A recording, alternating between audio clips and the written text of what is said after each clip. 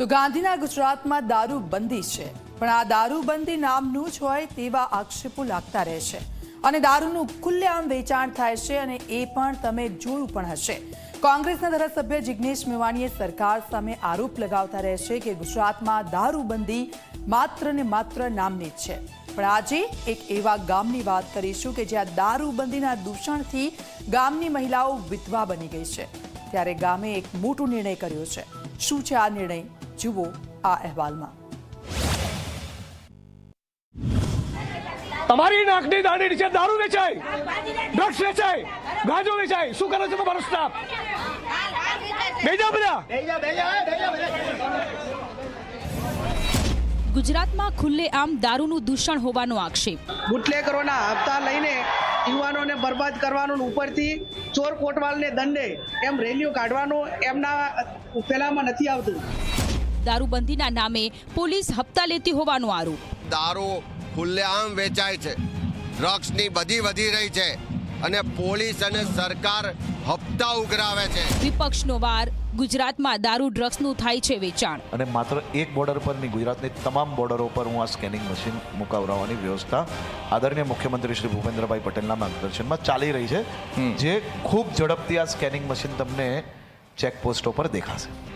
ગુજરાતમાં દારૂ નહીં ઘૂસી શકે, દરેક ચેકપોસ્ટ પર સ્કેનિંગ મશીન મૂકવાનું ગૃહમંત્રીનું આશ્વાસન।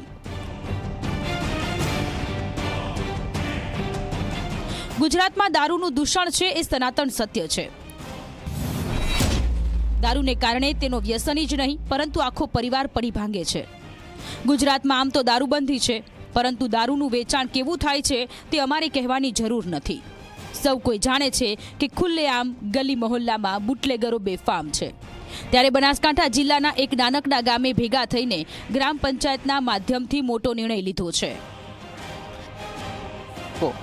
દારૂ ગુપ્ત રીતે પાડતા છે તેમને પંચાયતના લાભો આપવાનો બંધ કરવામાં આવે છે। જે એમના વિકાસના કામો બી એમને વોર્ડ વાઇઝ એમને એરિયા લાગતો હશે, એમના સભ્ય દ્વારા બી દેખરેખ કરવામાં આવશે, એમને કામો બંધ કરવામાં આવશે, એ અમારે નિર્ણય કરવામાં આવ્યો છે। બનાસકાંઠાનું છાપરા ગામ નાનકડું અને સાવ મધ્યમ વર્ગીય આ ગામે દારૂમાં ઘણું બધું ગુમાવવું પડ્યું છે। ગામની અનેક મહિલાઓ વિધવા થઈ છે, ગામનું યુવાધન નશામાં બરબાદ થયું છે અને અનેક પરિવારો પડી ભાંગ્યા છે। ત્યારે ગ્રામ પંચાયતે દારૂના વેચાણ અને દારૂથી યુવાધનને બચાવવા માટે ગ્રામ પંચાયતમાં ઠરાવ કર્યો છે। દારૂની બંધી એ આજના યુવા પેઢી અમારે ખૂબ જ બગડી રહી છે। શિક્ષણ લેતા નહીં, એમના બાળકો એ રોજને રોજ એ બગડે છે।